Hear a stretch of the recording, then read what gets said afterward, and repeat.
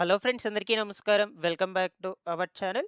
తాజాగా తెలంగాణ ప్రభుత్వము కొత్త పెన్షన్ల మంజూరుకు గ్రీన్ సిగ్నల్ అయితే ఇచ్చింది. రాష్ట్రంలో ఉన్నటువంటి వృద్ధులకు, వికలాంగులకు, దివ్యాంగులకు, వితంతువులకు కొత్తగా పెన్షన్లకు దరఖాస్తులు పెట్టుకునే వెసులుబాటును కల్పించబోతున్నట్లు సమాచారాన్ని అయితే విడుదల చేయడం జరిగింది. దీనికి సంబంధించిన పూర్తి వివరాల గురించి నేను మీకు ఈ వీడియోలో చెప్తాను. ఈ కొత్త పెన్షన్లకు సంబంధించిన దరఖాస్తులు ఎప్పటినుంచి ప్రారంభం అవుతాయి? మీరు ఎప్పటినుంచి అప్లికేషన్స్ పెట్టుకోవచ్చు? ఎవరెవరు పెట్టుకోవచ్చు? అర్హతలు ఏంటి? ఎక్కడికి వెళ్లి దరఖాస్తులు చేసుకోవాలి? కావలసినటువంటి డాక్యుమెంట్స్ ఏంటి? ఈ విధంగా పూర్తి వివరాల గురించి ఈ వీడియోలో మీకు చెప్తాను గైస్. వీడియోనైతే తప్పకుండా ఎండ్ వరకు చూడండి. ఫైనల్‌గా మీకేమైనా డౌట్స్ ఉన్నా సరే కమెంట్‌లో అడగండి. నేను అక్కడ కూడా రెస్పాండ్ అయితే అవుతాను. ఫస్ట్ టైం ఛానల్ చూసేటువంటి వాళ్ళందరూ కూడా ఛానల్‌ని సబ్స్క్రైబ్ చేసుకునేసి పక్కనే ఉన్నటువంటి బెల్ ఐకాన్‌ని క్లిక్ చేసి ఆల్ నోటిఫికేషన్‌ను ఆన్‌లో పెట్టుకోండి. ఒకసారి మన టెలిగ్రామ్ ఛానల్‌ని కూడా విజిట్ చేసి అందులో కూడా జాయిన్ అయితే అవ్వండి. మీకు యూజ్ అయ్యే ఇన్ఫర్మేషన్ టెలిగ్రామ్ గ్రూప్ ద్వారా కూడా అప్డేట్ చేస్తూ ఉంటాను. డిస్క్రిప్షన్‌లో లింక్ పెట్టినాను. చెక్‌ఔట్ చేసి జాయిన్ అయితే అవ్వండి. ఇన్ఫర్మేషన్ నచ్చినట్లయితే లైక్ చేసి మీ ఫ్యామిలీ, ఫ్రెండ్స్ అందరికీ కూడా షేర్ చేసేసేయండి. లేట్ చేయకుండా టాపిక్‌లో గనుక వచ్చేసినట్లయితే తెలంగాణ ప్రభుత్వము తాజాగా కొత్త పెన్షన్ల మంజూరుకు గ్రీన్ సిగ్నల్ అయితే ఇవ్వటం జరిగింది. రాష్ట్రంలో ఉన్నటువంటి వృద్ధులకు, వితంతువులకు, దివ్యాంగులకు ఈ కొత్తగా పెన్షన్లకు అప్లికేషన్స్ పెట్టుకునే విధంగా వెసులుబాటు కల్పించబోతున్నట్లు చెప్తూ ఉన్నారు. ఇక దీనికి సంబంధించి వచ్చినటువంటి లేటెస్ట్ అప్డేట్ మీరు స్క్రీన్ మీద కూడా చూస్తూ ఉన్నారు. ఓకేనా?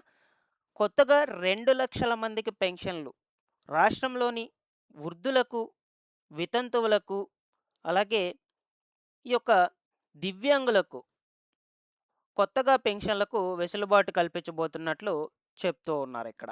అర్హులైనటువంటి 2,00,000 మందికి నూతనంగా పెన్షన్లను మంజూరు చేస్తామని ఆర్థిక మంత్రి బట్టి విక్రమార్క గారు ప్రకటించడం జరిగింది. ఈ పథకం కోసము ప్రత్యేకంగా బడ్జెట్‌ను కూడా ఏర్పాటు చేశారు. నిన్న జరిగినటువంటి అసెంబ్లీ సమావేశాల్లో. ఓకేనా? సో, ఎంత కేటాయించారంటే రూ. 14,861,00,00,000 బడ్జెట్‌ను కూడా ప్రతిపాదించామని ఆయన తెలిపారు. కాగా చేయూత స్కీమ్ కింద ప్రస్తుతము నెలకి రూ. 2,000, దివ్యాంగులకు వచ్చేసి రూ. 4,000 పెన్షన్ అనేది అందుతుంది.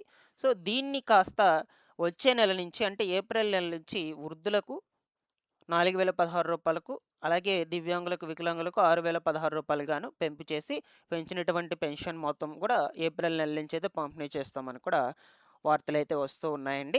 ఇక ముఖ్యంగా మనం ఈ వీడియోలో కొత్త పెన్షన్‌లకు సంబంధించిన సమాచారం గురించి డిస్కస్ చేసుకుందాం. నిన్న జరిగినటువంటి అసెంబ్లీ బడ్జెట్ సమావేశాల్లో మనకు ఈ అప్డేట్ అనేదైతే రావడం జరిగింది. బట్టి విక్రమార్క గారు కొత్త పెన్షన్‌లకు అది కూడా 2,00,000 మందికి నూతనంగా అవకాశం కల్పించబోతున్నట్లు చెప్తూ ఉన్నారు గైస్. సో, కేటగిరీస్ కూడా మనకిక్కడ క్లియర్‌గా చెప్పేసేసారు. అయితే ఈ దరఖాస్తులటువంటివి ఇంకా స్టార్ట్ కాలేదు. జస్ట్ చెప్పారు మనకు. సో, నాకు తెలిసి నా అభిప్రాయం ప్రకారం మాక్సిమం ఏప్రిల్ నెలలోనే ఈ కొత్త పెన్షన్‌లకు సంబంధించి కూడా అప్లికేషన్స్ అనేటువంటివి స్టార్ట్ అయ్యే అవకాశం ఉండొచ్చు. సో, ఒకవేళ అప్లికేషన్ స్టార్ట్ అయినట్లయితే అర్హతలు ఏమేమిటి? ఏ అర్హతలు కలిగినటువంటి వాళ్ళు అప్లై చేసుకోవచ్చు? అలాగే ఎక్కడికి వెళ్లి దరఖాస్తులు చేసుకోవాలి? కావాల్సినటువంటి డాక్యుమెంట్స్ ఏమిటి? ఈ విధంగా మీకు పూర్తి వివరాలను ఇప్పుడు చెప్తాను. ఫస్ట్ వచ్చేసి మనకి ఈ యొక్క కొత్త పెన్షన్‌లకు దరఖాస్తులొచ్చి మీ యొక్క దగ్గరలో ఉన్నటువంటి మీ సేవా కేంద్రాలకు వెళ్లి ఆన్‌లైన్‌లో దరఖాస్తులయ్యేటువంటివి చేసుకోవచ్చనమాట. లేదు అనుకుంటే ప్రజాపాలన ద్వారా కూడా మీ దగ్గర అప్లికేషన్స్ అనేటువంటివి తీసుకునే అవకాశం ఉంటుంది. ఓకేనా?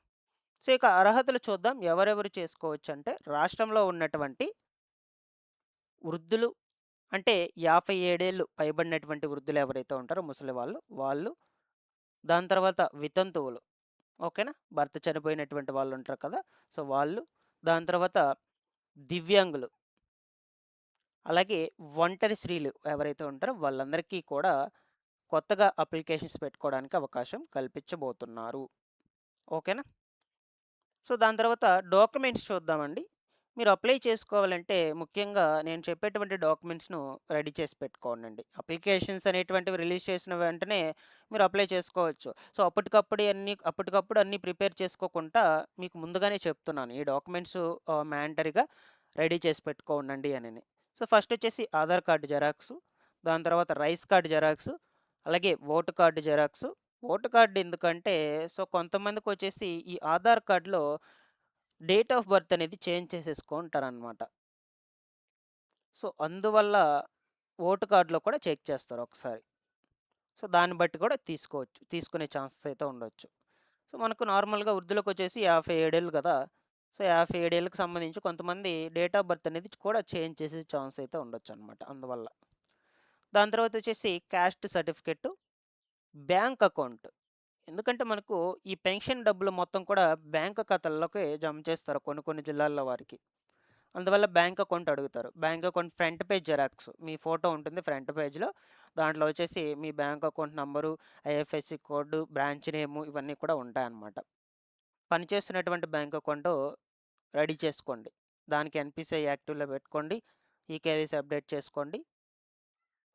ఓకేనా? మీ మొబైల్ నంబర్ కూడా లింక్ చేసుకుంటే మీకే మంచిది. దాని తర్వాత పాస్‌పోర్ట్ సైజ్ ఫోటోలు లేటెస్ట్‌గా రీసెంట్‌గా తీసుకున్నటువంటివైతే రెడీ చేసి పెట్టుకోండండి.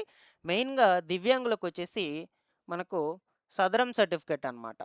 ఈ సదరం సర్టిఫికేట్‌లో 40% డిజేబుల్డ్ పర్సెంటేజ్ అయితే ఉండాలి ఖచ్చితంగా. అప్పుడు మాత్రమే ఎలిజిబుల్ అవుతారు. ఈ సదరం సర్టిఫికేట్‌లో. మళ్ళీ మళ్ళీ చెప్తున్నాను.